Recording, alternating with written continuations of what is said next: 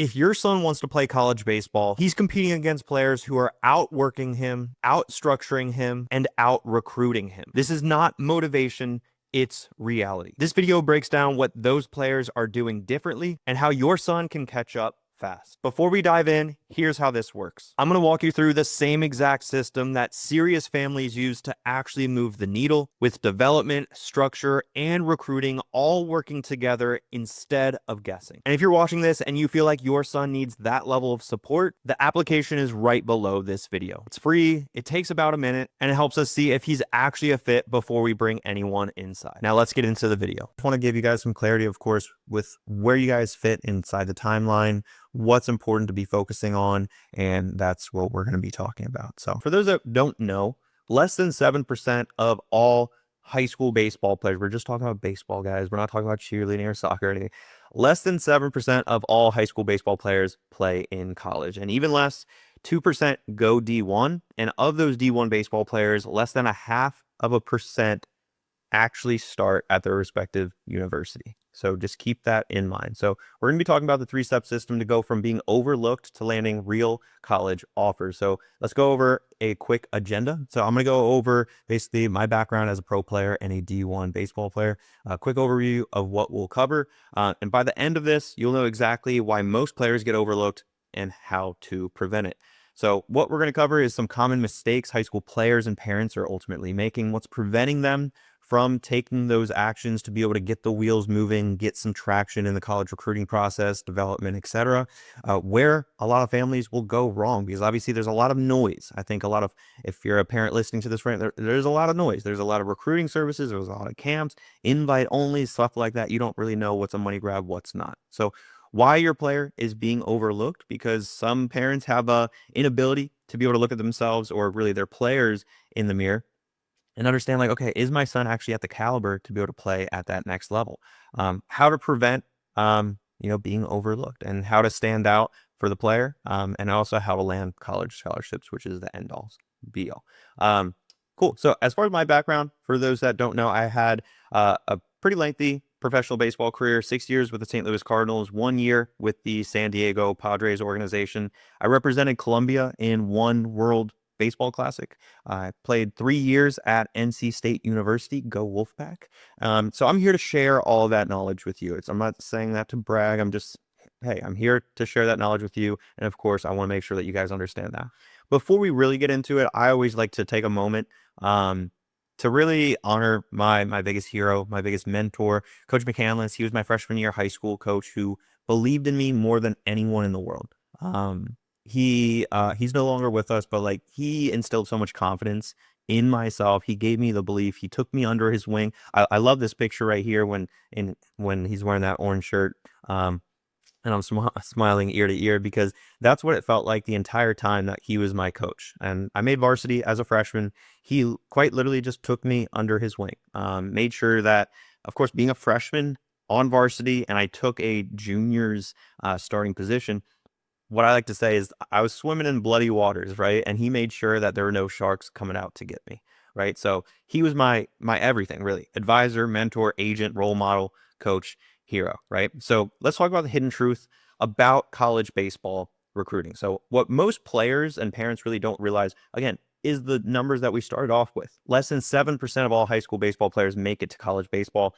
Talent also isn't just enough anymore. We need to be able to brand ourselves on social media. We need to make sure that we're taking care of our grades. We're a professional, mature individual. So as far as your academics, your leadership, your attitude, these three, critical mistakes also will derail most players and their dreams, which are, at the end of the day, the recruiting black hole, because recruiting sometimes can feel like a black hole, the development trap, and the guidance gap. So let's go one by one as far as what these really mean and really what to do to get out of them, right? So as far as the recruiting black hole, no responses from college coaches. And yes, like, you can get responses from camp invites, but that is not what I refer to as a response, right? That is a very generic copy and pasted template that they just send back to you as almost an autoresponder. That is not real communication with these college coaches.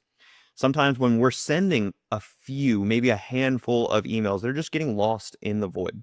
And that's not super effective either, right? highlight videos that are never getting watched, or worse yet, we don't know if these college coaches are watching our highlight videos. Sometimes showcases that just lead to nothing, guys. Let's be honest. That has happened once or twice where you go to a showcase, you're promised the world, and you can't even leave with certain metrics, right? Which is really, really disappointing. So as far as what the development trap will look like for a lot of players that just have a lack of ability to be able to develop at a certain level or at a certain speed of development. So below average metrics are holding your player back at the end of the day. And running times sometimes won't compete with today's age of D1 baseball players, right? If you are a D1 baseball player, typically 7 seconds and below is what coaches will really be looking for, right? Throwing velocities that just don't turn heads, right? If we're trying to get to that D1 level, we need to be close to 90 miles an hour, right? If you're an infielder, if you're a second baseman, you don't have to be throwing 90 miles an hour across the diamond, but it helps, right? I'd say if you're throwing 86, like that's going to be a good range for infielders. But also exit velocities that just don't impress anyone, right? Like if you're swinging a wet newspaper, that's not going to turn any heads. That's not going to impress anyone, especially college and pro scouts even. So your son's probably working really, really hard, and that's without a doubt, right? But he's not seeing any results. So he's kind of plateauing. He's going to the gym. He's, treating the gym like he's a bodybuilder, right? And that's not going to be the best route for him to be able to see the success that he's really looking for. So he's falling behind the more athletic players that are building that foundation sooner rather than later. And this is also transitioning into the guidance gap because let's be honest, if your son doesn't have someone in his corner telling him how to be developing, this is where a lot of times he's just taking a lot of the things that he sees on YouTube and things like that. So I'll get into that here in a second. But sometimes just high school coaches or travel ball coaches, they're very well meaning, right? A lot of the times they're very hard workers, but sometimes the conflicting advice from multiple different sources is what really confuses a young teenage boy, right? There's no proven roadmap to really be following for your player, and there's no accountability or really structure beyond that guidance that maybe your high school or travel ball coach is giving him. That leads to your son really second guessing every single decision that he's making in his development, whether it's a certain swing mechanic or throwing mechanic or what to throw and what counts. These are things where a lot of times where I speak with families, this is where the players will get in their own head and get in their own way. So let's talk about what this will lead to as far as an impact for your son's game and his performance out there in between the lines. So on the field, sometimes this will lead to less playing time in those more critical moments where the game is on the line. And yes, travel ball coaches will want to win. That is a fine mentality because it helps their program look that much better. So winning isn't a terrible mindset, guys. At the next level, winning is always going to be priority number one for these college coaches whose jobs are on the line. Coaches not really trusting, your player in these bigger situations. Maybe he's falling behind the rest of the competition, and that frustration, despite the hard work, sometimes leads to an impact on the mental side as well. So maybe declining confidence. Confidence is like the biggest trigger word for me because, like for me, I always like to revert back to second grade for myself when I had to do a spelling test. I felt this is the first time I felt confidence, right? If I trained or not trained, if I studied, if I did all the work to the maximum ability, if I did all the work to the maximum ability that I knew that I was going to go into that spelling test prepared, I felt confident driving to school. I'll never forget that, right? But the thing is, it's like if there was a point in time where I did like 80% effort, even 90% effort, and I knew that there was something that I was leaving on the table, that's where I knew I wasn't as confident and I felt like I was second guessing myself, right? So confidence is sometimes declining with every setback. There's also that constant comparison to a lot of, your son's teammates, which is not necessarily the best mindset. Comparison is that thief of joy. So self-doubt about the college potential. I had doubt my sophomore year when I was not a college prospect. I was throwing low 80s. I was just not a good quality prospect sophomore year, but of course I made some transitions in my junior year that helped me really develop. Also the mental impact of like feeling like, and this is something that maybe parents don't necessarily feel as much as the player, but I remember feeling this way. If I didn't perform well after traveling 2 hours or 3 hours and we had to stay in a hotel and there was a financial commitment from my family, and like, yes, my parents told me, of course, that they were spending money and going to hotel. These things aren't free. It felt like I was completely letting my family down. That didn't feel good, obviously, as a competitor. But that's the mind of what these teenage boys are going through, right? So, what are the long-term consequences? Because those are more short-term. If nothing changes, sometimes your son might be settling for a lower division college baseball program. Maybe he's walking on instead of earning the real scholarship dollars. Maybe he's getting cut from the college team. Guys, so many people don't understand, once you land a scholarship, that does not guarantee that your son will actually be on the team. It doesn't mean he will actually travel with the team. There's a travel roster typically, right? So from the pool of, and by the way, there's some universities out there which will commit or give scholarship opportunities to like 50 players. As a lot of you guys know, I think the roster limits are cut down to, I believe it's like 28. There was a point in time back when I played, it was 35. So like there's a lot of change in the whole college recruiting landscape. But at the end of the day, just because you land a scholarship doesn't mean you actually earn the right to be on the team. That's where performance will ultimately be the indicator. You're also, your son's also going to be carrying that what if regret potentially for years to come when he's, a normal college student, and he sees the baseball team getting after it, and he just thinks to himself, what if I, trained a little bit harder? Sometimes he's also watching his teammates succeed. Yesterday was like the um, uh, uh, NLI. I always get it confused with the NIL now, but letter of intent day. Basically, everyone's naming their commitments and stuff like that. So like sometimes your son's going to be the fence sitter, seeing all this stuff happen and kind of feel like he's getting left out, right? So in my opinion, what I've kind of built out, of course, throughout my 7 years of pro ball and 3 years at the college level, is to make sure that we have a system in place to be able to address all of those, right? So the first one is having a strategic recruiting plan. So we're going to be using our proven outreach system and strategy to effectively and efficiently reach out to these college coaches. We also ensure that there's a strategy in place to be able to actually see when these college coaches are actually watching and clicking on our highlight videos. This is going to lead to building relationships in a strategic manner with these programs and coaches. As far as strategic recruiting, I know a lot of people probably just woke up other than one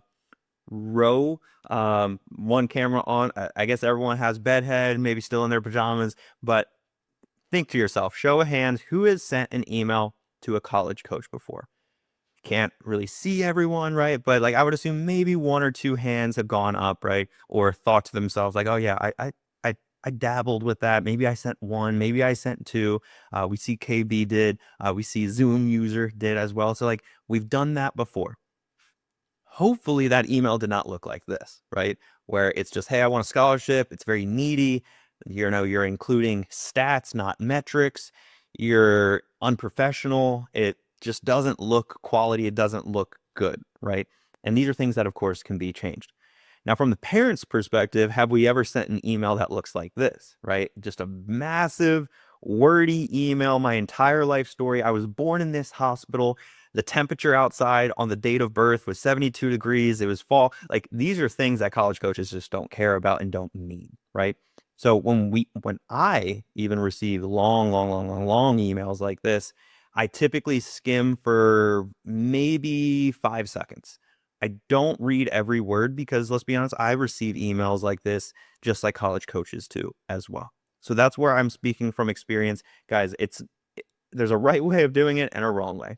So the right way, in my opinion, is when a traffic light goes, power out, right? There's no more power at a traffic light. Typically speaking, there's a police officer that shows up, starts guiding traffic. You go here, come through. That way, there's some level of organization for when everything seems so chaotic, right? That's what we need to be doing when we're sending out these emails with highlight videos, with metrics, not stats, and how we go about that experience for the college coach, right? So again, we need to be that police officer guiding that traffic. We have to. We have to, guys. It is a very highly competitive atmosphere, as a lot of you guys know, to be able to play college baseball. Like I already mentioned, 7% will go to any college baseball program. That's JUCO, from D3 to D2 to D1. Less than 2% will get that opportunity to reach that pinnacle. Guys, it takes a sacrifice without a doubt to play D1 baseball. And a very, very tiny, small fraction will actually earn a starting position to play D1 baseball for their respective university. Your son's competition, I promise you, are not young business professionals in suit, but this is a picture of 100 people, right? So if your son goes to a showcase with 100 people at it, or a camp at 100 people at it, he has to be within the top 7 to earn an opportunity to be able to play college. Maybe there's only 2 people that walk out of that room that have the opportunity to play D1 baseball, but out of those 2 players that walk out, there's not even a guarantee that one of them is going to start at that D1 program. He might have to transfer. So think about, again, we're going back to this. One person walks out that room, they might not even play and really start at their D1 university if they earn a scholarship, right? So again, we have to be the police officer guiding traffic in a structured and organized and professional way when we're reaching out to these emails. So the way that I instruct my students to reach out to these college coaches is through my outreach system by including links to perfect game profiles, PBR, things like that, which will ultimately help in the process. Also, the highlight video needs to be trimmed, need to be concise, needs to have a professional editing experience for these college coaches, because if we just blast out, I don't know if you guys have seen like those game changer clips, maybe like from a GoPro, you can't see anything. It's all pixelated. That doesn't help anyone, right? Myself included. I've received plenty of those. So now think to yourself again, show of hands, who's actually sent an email with a perfect game link or a link to a highlight video? Typically speaking, this is pretty, standardized process as far as like what people assume they need to include. So I'd assume maybe if you sent an email, probably 80% of the people that have sent an email probably have included a highlight video. But now, let's say there's a college coach clicks on one of those highlight videos or perfect game profiles, right? He's, in another word, raising an eyebrow on who, I always like to use Johnny as the persona, right? That college coach is interested in who Johnny is, right? He's raising an eyebrow. Now think to yourself, show of hand, who is tracking if that college coach is actually opening your emails or your son's emails? Show of hands, who's tracking if the college coach is clicking on those emails? Not necessarily clicking by opening, that's different. Opening is opening. Clicking is clicking on the highlight video, clicking on the perfect game profile. Are we tracking those things? So if you already said to yourself, there's no way of doing that, I'm about to blow your mind, because this is exactly the outreach system that I teach to my students day after day, as far as how to reach out to these coaches in an effective and efficient way. So as you can see, email opened, email click, responded. So we have a strategy for this coach that basically didn't ever open our emails. We also have a strategy for this coach who responded to our email. We also have a strategy for this coach who opened our email. And we also have a strategy for this coach who clicked on one of our emails but did not respond. So these are different temperatures. If we're grilled on a steak, these are different temperatures on how much they know about your son, right? By the way, there is going to be a Q&A at the very end. So if you have any questions, start to formulate those, write them down at the very end. But at the end of the day, we really need to think to ourselves, are we presenting ourselves in a professional manner, right? You only get one first impression. So as far as the triple play solution, that is the strategic recruiting that I teach to all of my students. So next up is the elite development side of things with baseball specific training, getting college ready metrics, not stats, metrics, and performance tracking system. So this is probably where your son is currently at if he's a high school baseball player, and this is probably what he's doing.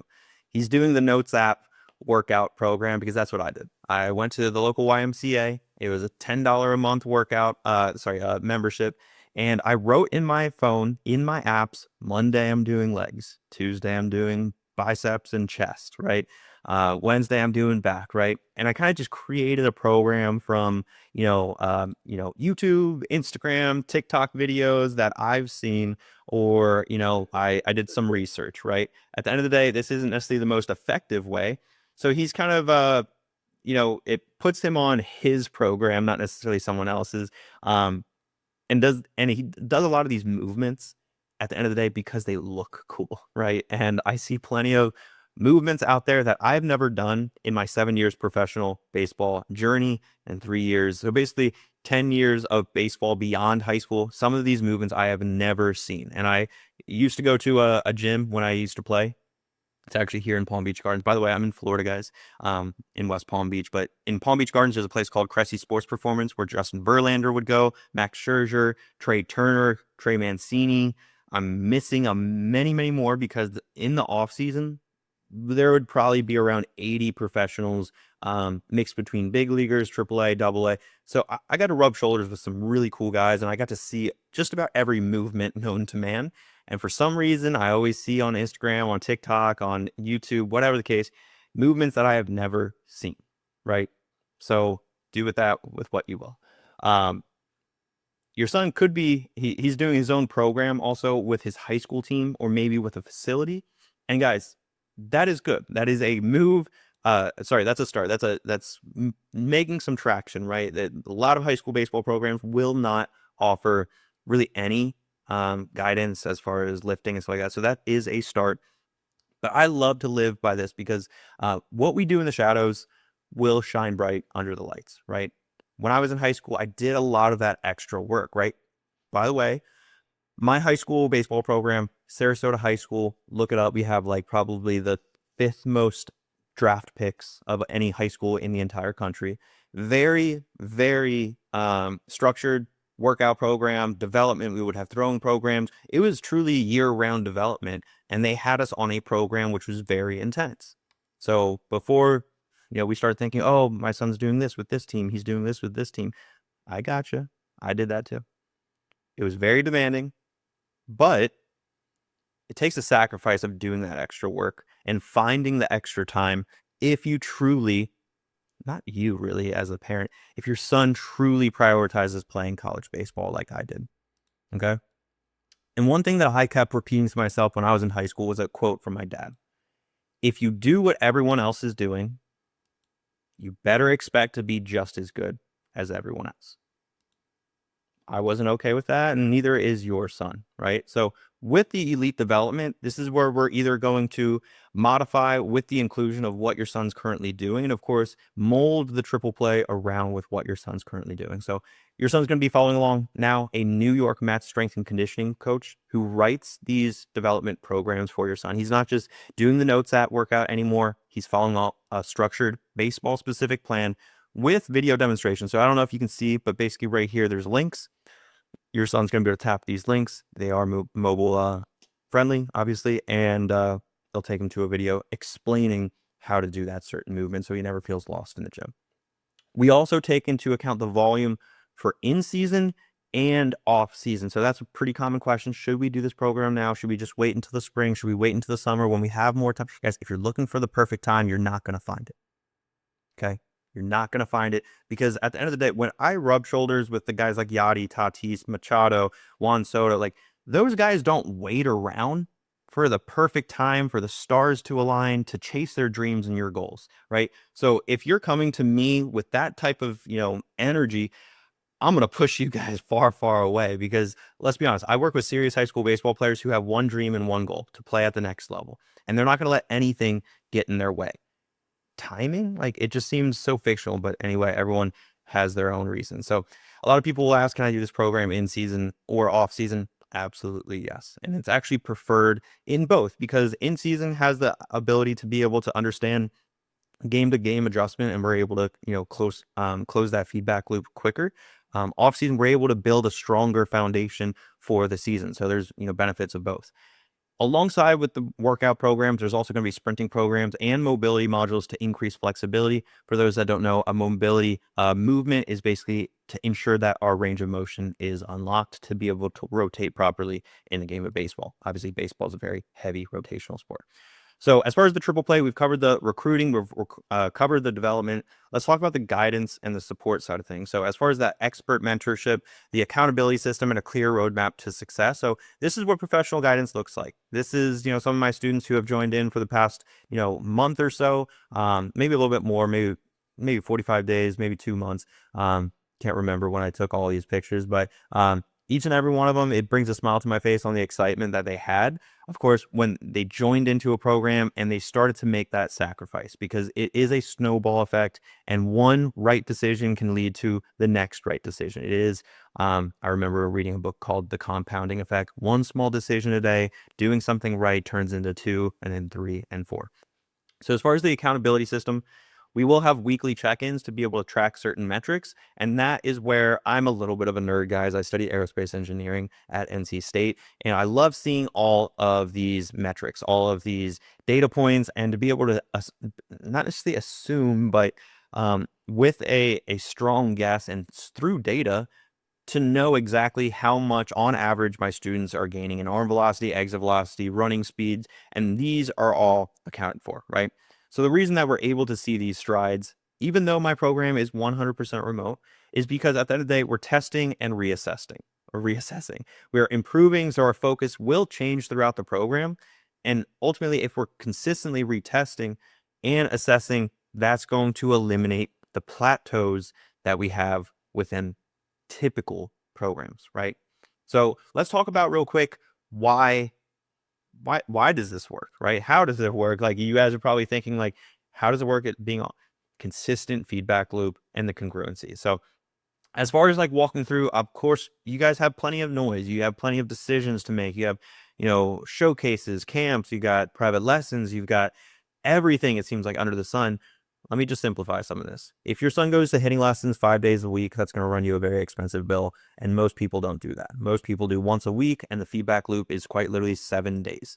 So as far as in-person training, hitting lessons every single day, that's not something that's necessarily attainable. But of course, the constant feedback loop with your player and myself, that's something that we would be able to do together. As far as the personalized lifting program, already went over that. That's actually something that New York Mets strength coach is going to be writing for us. The speed program, that's going to be done roughly 4 times a week, but of course you can maximize that to 6 or 7 days out of the week. 24/7 access, right? There's a lot of misunderstanding when you have a travel ball coach, you have a high school coach that played at a high level, you have a hitting coach that played at a high level, but do you truly have 24/7 access to them? Or do they have other priorities like a travel ball program? Do they have other decisions to be making? Like, what jerseys are you guys wearing? What field to show up at? What's your practice schedule? So like, as far as the real guidance that, a coach or a private coach can give you, is it truly 24/7? In my opinion, of doing lessons when I think the last year that I did lessons was about 6th or 7th grade. And then I kind of saw through it. I said, hey, I need to be doing the work on my own to be able to get better. Again, it's what we do in the shadows that's going to shine bright under the lights. As far as the exposure to college coaches, typically hitting, coaches won't give you that. Travel ball and high school coaches will tell you that they're going to help you out with just false promises. And that really frustrated me as well, because I was overlooked as well in high school. And the frustration really came, and really the reason that I built the Mendoza Baseball Academy is because I had coaches that overpromised and underdelivered. And that really frustrated me. I did not sit with that idea, and I was not okay with it. So as far as getting that exposure to college coaches, I already explained to you kind of the tracking system, and it's a real data in front of you. It's not going to be like, oh, I'm going to help you get recruited. Okay, well, who have you reached out to? That's a question that if a travel ball or high school coach has said that today, I would text them. I remember you saying you helped in the recruiting process. How have you helped? Which schools? How many have you actually emailed? How many have they actually opened and clicked and responded? And watch them crumble, right? Because I did that mentally. I didn't actually confront a coach, but I did that mentally. And I said, oh, wait, my travel ball organization said that they're going to help me out. And there's 300 kids in the organization. Okay. I think I need to take charge of this to ensure that it gets done. And that was a realization coming from a 15-year-old teenage boy. Like, that wasn't forced from my parents. I was the one reaching out to these college coaches. I was taking the initiative because I wanted to play college baseball. So as far as the recruiting strategy, that's something that a lot of people neglect. I'm basically going to be able to show exactly what we're doing in that process. As far as the mental development, of course, that is a part of what we do as well, to ensure that we have mental frameworks to overcome struggles within the game. So as far as the congruency, because this is a huge thing that I also see with a lot of families, not just understanding like what's going on, but really the frustration when it comes to conflicting advice. So you walk into a McDonald's and you have so many different choices, right? You have Coke, you have Sprite, you have this, you have that, and you don't like, Dr. Pepper is your favorite. That's my favorite. Really, Mr. Pibb is, but you get a little bit of every single one. You put a little bit in your cup of the Coca-Cola, the Diet Coke, which has a funky flavor in my opinion. Sprite, Dr. Pepper, Powerade Coke, High C Fanta, Dr. Pepper Diet, and even a little bit of splash of water, right? You take a sip and you're like, whoa, whoa, whoa, I don't like this, right? That's what I feel like a lot of high school baseball players are doing. They're getting so much confusing information. And at the end of the day, you have to try to process it, or your son has to try processing it even worse, because that's going to lead to that confusion. That's going to lead to the lack of confidence and him getting in his own way because he doesn't know what his philosophy is. He doesn't understand how to become his best coach and his philosophies, let's just say for hitting, right? Obviously, there's a million different philosophies for hitting, but understanding what works for him is the most important thing. So by having everything in one place, we're all on the same page. We're limiting those injuries because sometimes, especially like on pitching, there's just double work on double teams and stuff like that. It eliminates the confusion and maximizes production. So that's the triple play system as far as the recruiting, development, the guidance, the mentality. So this is really what, my students are looking like, right? They're committing to those universities. I think we have over a dozen college commitments so far. Aiden was able to decrease his 60 time by over a full second. He went from 8.2 down to a 7.04 or 7.08 in a span of like 5 months, which is insane to me, right? These are the things that are happening. Ty, for all the Northeastern, I think we had a Massachusetts earlier. Ty's in North Dakota, right? He was able to land a college commitment to play at that next level. JT, he's one of my younger students when he started out with me, but now he's a 2028 grad. I remember when he started his freshman year, he was deadlifting 400 pounds, guys, 400 pounds as a freshman. And his exit velocity, I think, topped out at like 96 as a freshman. So obviously pretty exciting numbers for his growth. And I think he messaged me a couple weeks ago that he crossed over the 100-mile-an-hour exit velocity mark. But I have a bunch of testimonial interviews with families, with my students. I give you guys that completely for free, of course. Over on my YouTube channel, I have a huge database of that. And I also have that, sprinkled into my website as well. Real quick, I want to make sure also you guys get an understanding of like just how everything works. You should still be able to see my screen, but this is the triple play. This is exactly what I've been talking to you guys about. As far as this is a welcome video, kind of lays out rules, expectations, next steps. The 14-day challenge, that's going to be something to ramp up your player with minimal focus, because the focus is not to be on everything. The focus needs to be narrow. Sprinting every day and sending out emails. That's all we're focusing on in the first 2 weeks. We're not doing lifting. We're not doing mentality. We're not doing course material. None of that. The workout programs right here for November. We have mobility modules, the sprint routine. We have the college commitment blueprint with all the templates and the outreach system and the walkthroughs. There's also a throwing program and arbor care course. So that's actually the same exact program that I did between my junior and senior year when I went from 82 to 88 miles an hour in a span of 3 or 4 months.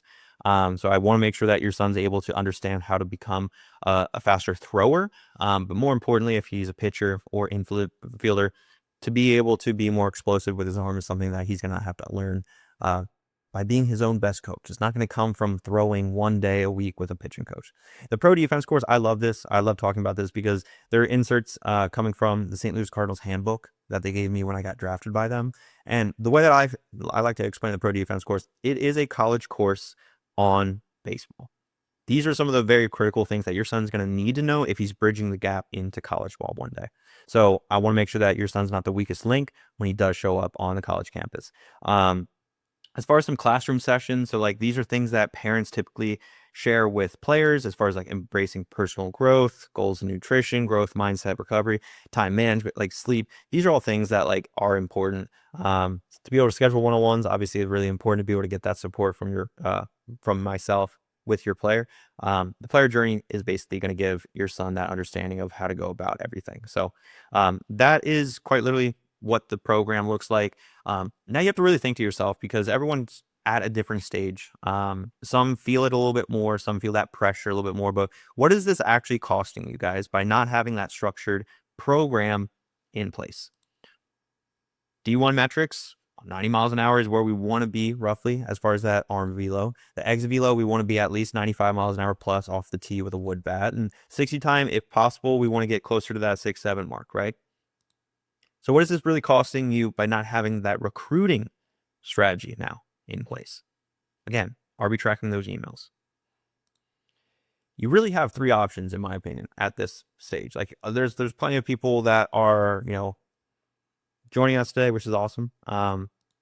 You could work with us. Like that would be awesome, right? Like I'd appreciate that, but also I want to be able to see your son be able to level up and achieve his dreams and goals. That's why I do this.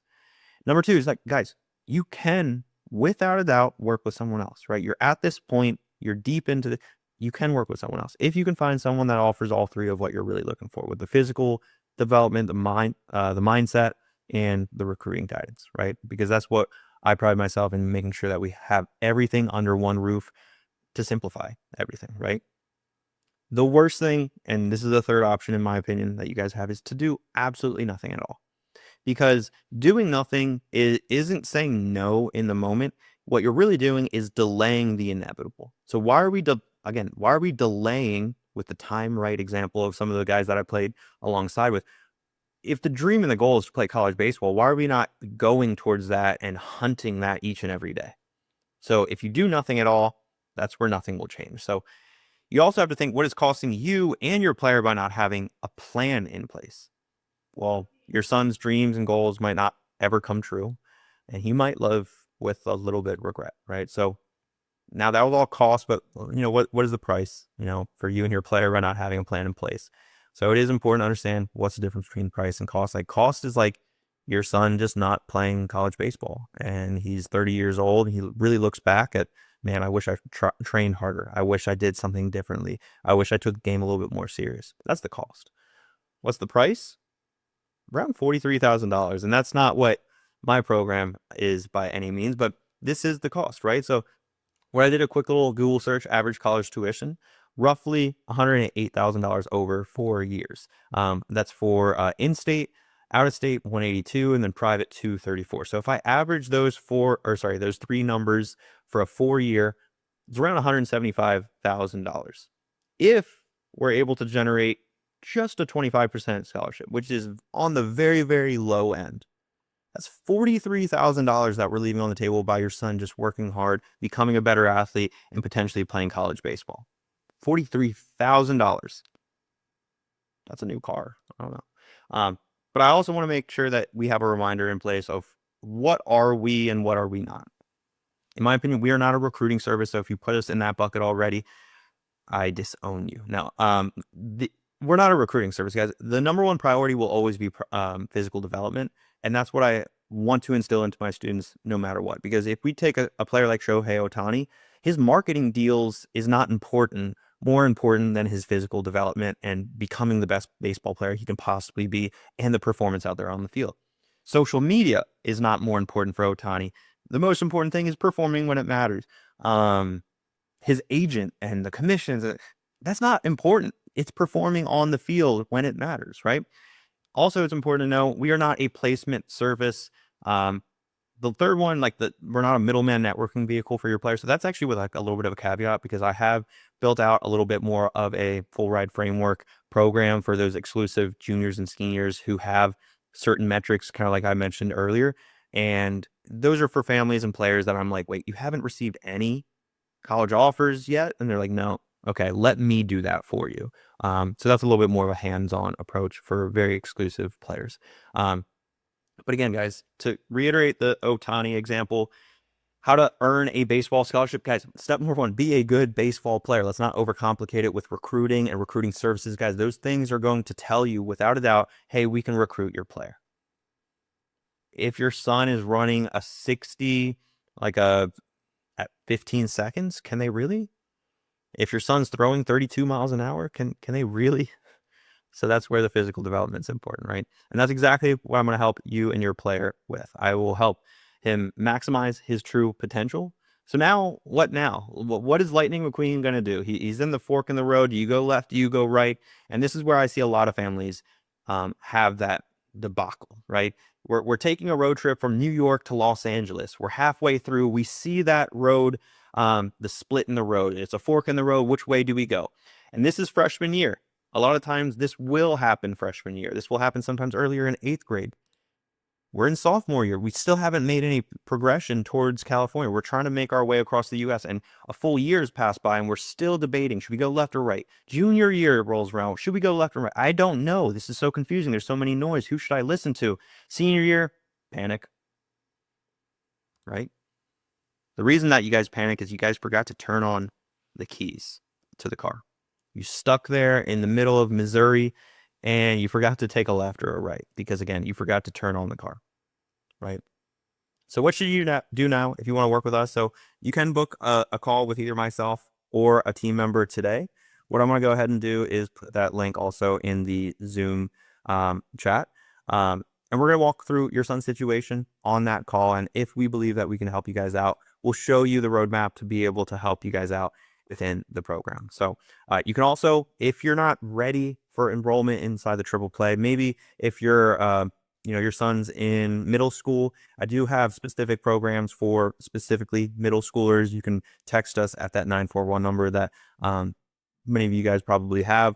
But if you're just more curious on who I am, what I've done, maybe this is the first time you've ever heard me actually speak, check out my YouTube channel. This is going to be the tip of the iceberg on who I am, what I am, how I teach, my teaching style. This is all important stuff for you, of course, as a parent to understand who's your son actually going to be learning from. But if you and your player are actually serious about playing college baseball, and one quick little bonus for you guys for sticking out around this long, for only the first 5 students who actually sign up and enroll, I will personally be helping your son write his email together on our onboarding call after enrollment. So that way it is absolutely spotless. It is polished for these college coaches. So that way they're really, really interested, well put together. He sounds like a baseball player. That's something that a lot of people just completely neglect. They're like, okay, I'm just going to sound whatever. I'm going to, put my positions and weird characters and weird abbreviations that don't make sense, right? Sound like a baseball player. These college coaches will appreciate that. So now if you're interested, you can book a call on my website or in the Zoom chat. And I totally get it. It's not the right time, right? But again, there are more scholarship opportunities today than there will be tomorrow, right? So I put that Zoom in the chat as well. I put the link in the Zoom chat right now. And I always like to live by this quote, guys. Do today what others won't, so tomorrow you can truly do what others can't, right? And I truly believe that is the reason why I was able to play D1 baseball. It's also the reason why I was able to make those sacrifices early in my teenage years to be able to play professional baseball. So like I said, there's going to be a Q&A. So if you guys have any questions, put them in the chat. This is going to be what the website looks like as far as to book a call. So it's as simple as just selecting a date and time and then going through a couple of questions and scheduling that call. So, all right, let's get through to a quick little Q&A. Hopefully you guys learned something new and hopefully we have an effective conversation as far as where you guys are at. So it looks like we have, and I am on Instagram Live as well. Always, I'm going to be prioritizing Zoom questions. So sorry, Instagram, but Zoom people get it first. So, all right, Mr. Anthony, my sons are 8 and 11. Too soon for your program. So actually, Mr. Anthony, I have that on deck program. It's basically for middle school baseball players that want that you guys basically know he wants to do something. He's too young to lift super heavy, but he's old enough to not do anything at all, right? Like we don't want him stuck, right? We want to build out some foundations as far as like working out and just moving around so he has some structure on what he's ultimately doing. Dan, we got question. Don't showcase until you can showcase. We've all heard it with the transfer. Okay, wait. Don't showcase until you can showcase. Oh, I guess you mean like before your metrics. Okay. With the transfer portal and roster size changes, are coaches now looking mostly at juniors and seniors and not needing to evaluate underclassmen? Should freshmen and sophomore focus more on lifting and fine-tuning with reps and private lessons rather than showcases? So, tricky question, right? Because who was this again? Dan. My freshman year, I went to my first ever showcase. And that was that fire lit under me moment where I was like, whoa, I'm not that good. So with the way that you asked your question, right, let's just push that off until junior year. I remember my freshman year when I came back home after that showcase. It really was. My parents will say this as well. There was a fire lit under me to be better and to get to that next level, right? So with that in mind, if we push that off until junior, senior year, we're minimizing the window for your son to actually develop and lay those foundations, right? So, like, speaking from experience, if your son can go to an event and realize he's not that good, great, right? Now, think about this almost on the flip side. Your son goes to a showcase his freshman year and realizes, oh, I'm good. I'm the best. I don't need to work hard, right? Could that happen junior year if you guys wait? Possibly, right? So there's no right answer. There's many different ways and many different paths to be able to play college baseball. Camps and showcases, that is a strategy. You can go to as many camps and showcases as time and money will allow. With the transfer portal, with the roster size changes, without a doubt, college coaches will be looking at the more developed individuals. Now, with that being said, they have pipelines. For those that don't know, a pipeline is basically like, hey, I'm going to put you over here, and when the time's ready, like, I'm going to keep my eye on you. You're on my radar, right? So with that being said, if your son is a freshman throwing 85 miles an hour off the mound, which is pretty good, right? Why would your son not be on their radar, even if he's a freshman, right? So that's where, yeah, like I get this question so much where, are they only prioritizing seniors? Is it even possible to play D1 baseball? Yes. Like, it's always been competitive to play college baseball. And if your son's only a freshman or only a sophomore, let's not devalue or like basically say your son's not good enough to play college baseball because he's only a freshman or a sophomore. Because when I was a freshman and sophomore, I was not D1 caliber. I turned into that through the work ethic, through the foundations I built for myself, because I had that passion and that drive to be better. That's what I built the academy for. That's ultimately what I'm trying to help out with. You can go to lessons. The feedback loop will be, 7 days. Fine tuning with the reps, freshman, sophomore year. I think that is important, but also developing the right way is probably the most important thing. So hopefully that answers your question, Dan. Elizabeth, booking a call now. Will it be you on the call or a team member? So I don't have any choice on that. It gets routed to whoever's available. So hopefully that answers your question, Elizabeth. Where do I find a menu of services and costs? So Daniel, I actually don't know what this is going to cost, because at the end of the day, right now it's $0. I have no idea if I can even help you guys out. I have no idea who your son is. I don't even know if your son's eligible to work with us. So I'm never going to blindly just give you a figure without actually knowing if I can help you guys out. And there's plenty of recruiting services out there that will just say like, hey, yeah, it's $10,000. It's like, okay, for what?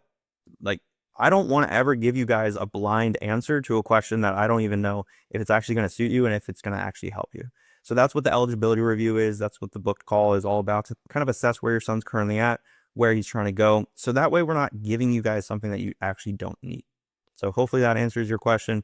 I'm pretty sure that there's many other people with similar questions. So is it worth it to a perfect game showcase? I don't know what perfect game showcases are. If anybody has a rough estimate on an actual showcase from perfect game, drop it down in the caption, but caption in the comments. But back when I was in high school, I think it was around $1,000, and I think we only went to one because it's a pretty steep investment, right? You do get a perfect game profile. It is a trusted database, but again, these are the things that you can prioritize to focus on around junior and senior year. So that way you are able to showcase when you're ready to showcase, right? I think that was Dan that said that. There are other showcase events that aren't $1,000 though. That's something that's important to know. To put yourself out there, to understand your metrics, you don't have to spend thousands of dollars to go to the highest quality showcase when there's other showcases, or simply put, there's other ways to put your son in an environment to make him feel, hey, I need to get better. There are other kids that are throwing harder, running faster, and hitting the ball harder than me. I need to get to work. There's other ways to light that fire under his butt, basically. My son's a senior, okay, but has had so many setbacks by sitting on the bench so much. How can I get him more interested? I know it's his decision at this point in time. He is good, but has lost his confidence. This mom has been the most supportive. He has lost his desire and love. What showcases are the good ones out there? Couple different directions, Sherry, right? So you mentioned He's lost his desire and love. He's lost interest. That's a really big, powerful word coming from you, Sherry. A showcase, I don't think is going to fix that. Um, I think what's going to fix that is him having fun again, right? But he is a senior. If he is actually at the caliber to be able to play college baseball, like that is something within the question of how quickly can we really develop if he has another 6 months left of high school before graduation. Now, speaking from experience, between my, junior and senior year, it was an unbelievable amount of development that I was able to cram into a 3-4 month window, going from 82 miles an hour to like 88, like 6 miles an hour of arm velocity. I don't know how hard your son's throwing, but I think we can all, probably add 6 miles an hour of arm velo in 3 or 4 months. The only reason that worked for me is because I had the passion and the love and the desire to play. And I was more than interested in achieving those dreams and goals of my certain metrics. So that I don't think like a showcase is going to like be the air, because if anything, a showcase is a very tense and tight opportunity where if he fails, if I mean, for example, I was speaking about this yesterday. I was at a perfect game showcase and on my backhand ground ball, it went right underneath my glove. And I felt terrible, but I had a mental mindset to like, so what? Next ground ball, next one, next play. Right. So this is the mental framework that I have to teach with my students. But if that happens to your son, Sherry, like what's going to happen to his desire and his love and his interest of the game, right? So that's where showcases might, in my opinion, might not be the answer.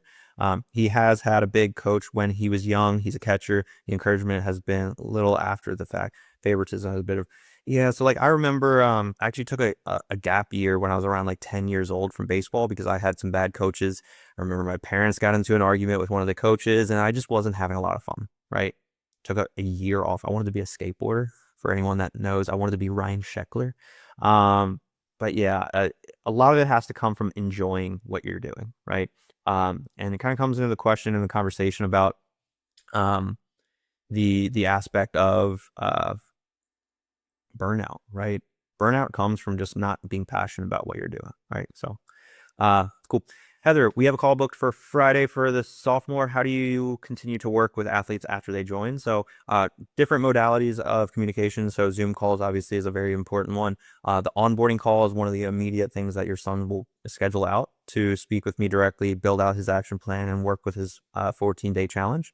After the end of the 14 days, roughly, when he's ready to send out these emails, we'll do a launch call, which is another Zoom call. And then beyond those first two calls, typically in the first 2 weeks, what we'll do is roughly every month, could be every 3 weeks, one-on-one Zoom calls. There's also weekly check-ins as far as to understand where your son's metrics are currently at. So that way he is holding himself accountable, and I'm also holding himself accountable to complete those check-ins. And then also, I just want to make sure I touch base with him at least once a week at the very minimum. As far as like the quantity of like Zoom calls, I felt like through conversations with a lot of families and students, if we did a Zoom call like every week, it'd be overkill. There wouldn't be a ton of updates. So that's why we do roughly that 3-4 week mark. But as far as like having conversations, answering questions, that's all going to be done through Slack. I don't know if you're familiar, Heather, with Slack, but it's basically like a group me. It's kind of like a Discord. It's like a WhatsApp. It's just a way that we're going to be able to communicate back and forth. Your son's going to be able to, send in videos of him swinging, pitching, fielding, ask me questions. It's just a way to basically be able to message me. I like to do voice memos as well, so that way he feels that support day after day. And he really can ask me a question. This is what I like to say. He can ask me a question every single day if he really wants to. And I think that support is something that I always appreciated because I always like to tell my students as well, like the squeaky wheel gets the grease. And I don't have a facility. I don't have a team.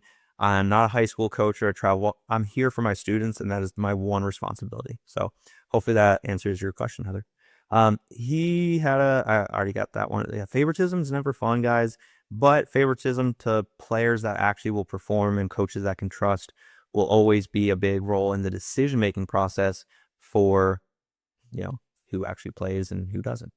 Cyrus, thank you so much for doing this. My two boys are not yet in middle school, but this is very insightful and hopefully down the road. Awesome. Got it. Do you continue working with him until recruitment? So that's a unique topic, right, Heather? Because some recruiting services will try to grab you for until, I think you mentioned your son's a sophomore. Some recruiting services, not to name names, right, but you can probably assume certain 4-letter organizations will try grabbing you until graduation, right? For the next 2.5 years or so for your son. My approach is a little bit different. Like, yes, there are ways to extend the support and the access to be able to get the guidance beyond my program, which is 4 months. My my role is actually, in my opinion, is for your son to become his own best coach, so he understands the structure and the new standard for his development moving forward, which doesn't take years, right? It can take 4 months, and that's why the program is 4 months. But then also on the recruiting side, I want him to understand the system, to be able to repeat it on his own, and to be able to spread his wings on his own. Because that accountability and ownership is going to do him so much more than if I just continue working with him for 2 years. I'm the one sending emails, or you're the one sending emails. Like, that's not where the true pride comes from. And I want your son to be able to understand those systems. And again, these things don't take 2 years to understand. They really take about 4 months, and that's why the program is 4 months. As far as beyond that, that's where a lot of families will get creative. I work with some juniors that want to continue out until graduation. I've had a freshman once, early freshman in the fall, like the 4 months so much that they wanted to extend something out. All of that's going to be different. It's not necessary, in my opinion.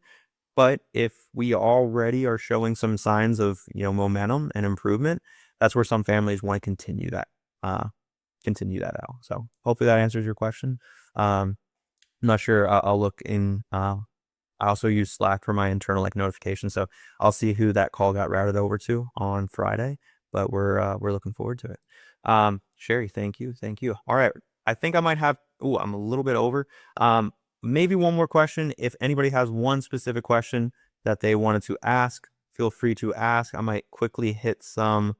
Let's see if we had any Instagram. Someone said that AI contact me. So yeah, as far as texting, guys, to be able to get your guys' answers, questions answered quickly and promptly, we have, tested the AI stuff, which is interesting. We've actually heard a lot of great feedback. So that way you get, again, your questions answered sooner rather than later. Yeah, so just respect that. If you guys wanted to speak to a human, I do have that as well. Just let that know. Why is reclassing graduation year allowed? Is it a disadvantage for the after 23?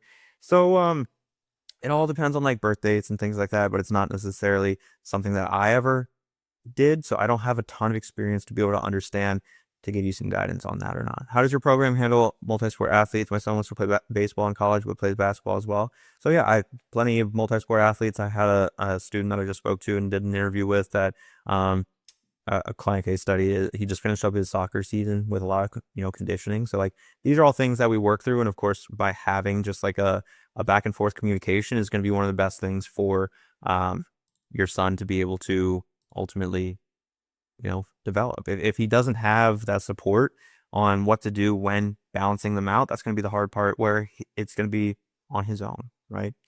It's high school baseball, only way to get recruit. Travel ball also is another way. What does this program cost? Every player comes to me at a different stage. So as you can imagine, freshmen are different than seniors. I always like to use the auto body shop. So for example, I just got a flat tire. Unfortunately, I realized this morning on my car. We just took a really long road trip to North Carolina for a wedding. But if I just walked into the body shop and I said, I need a new tire, they're typically going to be like, okay, well, what kind of car do you have? What kind of tire do you have? Okay, well, my car is I'm just trying to think of my car is a golf cart. It's a tiny little tire. Okay, it's going to run you about $50, right? Okay. Now, if I answer that question, okay, I have a tractor at my farm and this tire is 10 feet tall. It's one of, those massive tires. Okay, that might be a few $1,000s, right? The reason for that, the eligibility review is just to understand where your son's at. If he's a freshman needing all three, then that's something that we can discuss. If he's a senior needing all three, if he's a senior with a 95-mile-an-hour exit velocity, he's running a 6.8 and throwing the ball at 88 miles an hour, that's actually more of the full ride program, that I'm going to be handling conversations with that specific player. If your son doesn't match up with those certain metrics, the full ride is not even on the table. That's not something that I would even feel comfortable taking that charge. But that's where the triple play is, of course, the more flagship program where a lot of families will join into to get the understanding, to get the physical development. So that way, one day he will be eligible for that full ride program. How's your middle school program going? I have 3 boys, 10, 11, 12, really that I would love some help with. We live in a rural area and travel to some tournaments in Bakersfield. My oldest has been playing on a team in Reno and loves it. We would like to implement your program to the community. We're also a nonprofit chorus club. Can you help? Yeah. Mitchell, I'll go ahead. If you have my phone number, let me, I'll put my phone number, the business number as well, to make it easy for anyone really that wants to text us. Go ahead and text us a little bit about your situation. And especially that your middle school players are looking for some, lifting programs, because the on deck program is something that, is exclusively for those 10 to 13-year-olds. The middle school age, it's going to be strictly just workout programs. But as far as like support, Slack access, one-on-one communication with myself, that's going to be actually something only on like the 12-month commitment. But you'll see some options on that website that if you text us, we'll send that over and we'll take it from there. So yeah, looking forward to that. Yeah, the middle school program's doing really, really well though. Just launched that a few days ago. But as far as the workout programs, it's very similar to the New York Mets strength coach that's writing those programs. And of course, going to be a little bit more guided towards those middle school players, understanding a little bit more baseball specific movements at an early age to build that foundation. So cool. All right, guys. Well, I'm going to wrap things up. This was probably by far one of the most effective coffee and baseballs to date. I really appreciate your guys' input, questions. It it really means a lot. If you haven't already, make sure to grab your red cup at Starbucks if they haven't sold out already. That was something that I got excited for once I heard today was the big day. Not that I already have a cabinet full of water bottles and bottles, but either way. All right, guys. Well, take care. Hope everyone has a great rest of your day. And yeah, if you guys are interested, of course, book an eligibility review or just visit our website. Google us. Google my name, Evan Mendoza or Mendoza Baseball Academy, and do some research. And of course, if you are applying to work with us, which is, it's pretty easy to find out on our website, go through all that, and then we'll be in touch as far as having a text conversation and see if there's a program that fits what you guys are looking for. At the end of the day, there is stuff for middle schoolers. There's stuff for definitely high schoolers, which is the triple play program. We do have a hard cutoff, 8th grade and up for the triple play, just to give you guys some transparency there. So yeah, go ahead and apply or book an eligibility review on our website, and we'll be in touch. Take care, guys. Have a good one.